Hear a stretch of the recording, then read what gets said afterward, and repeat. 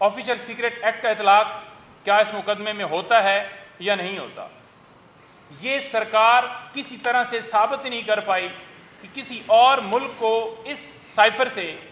فائدہ ہوا۔ اب اس کے اندر جو مین چیز ہے کہ سائفر کیا وہ اوریجنل تھا جو خان صاحب نے پیش کیا یا اس کو ڈی کلاسیفائڈ کیا گیا؟ تو وہ حقیقت آپ کے سامنے آ چکی ہے کہ اس سائفر کو ڈی کلاسیفائڈ کر دیا گیا تھا، اور ڈی کلاسیفائڈ ہونے کے بعد وہ اوریجنل سائفر رہتا ہی نہیں ہے۔ اس سائفر کے اندر جو ساری پروسیڈنگ کی گئی ہے سماعت کے اندر، اس پروسیڈنگ کے اندر سائفر نہ ریکارڈ کے اوپر موجود ہے، نہ سائفر جو ہے اس کا ڈی کلاسیفائڈ ڈاکومنٹ ریکارڈ کے اوپر موجود ہے،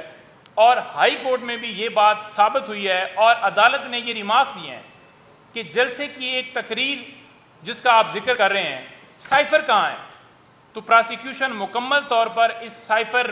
کے اوپر کیس بنانے میں ناکام ہو چکی ہے،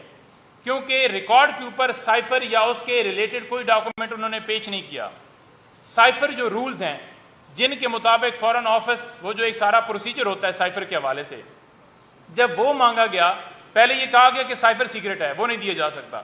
پھر یہ کہا گیا کہ وہ جو رولز ہیں وہ بھی نہیں دیے جا سکتے، وہ بھی سیکرٹ ہیں۔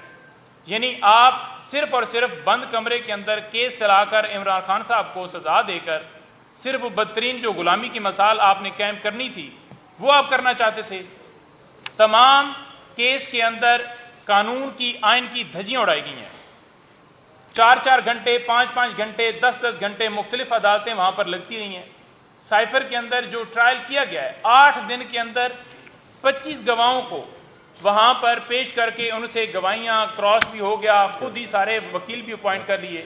اور یہ ساری جو اسٹیٹ ٹائم کی کمی ہے، یہ جو ساری مشینری استعمال کی گئی ہے صرف اور صرف ٹارگٹ کرنے کے لیے کہ عمران خان قصوروار ہے۔ عمران خان اس کیس سے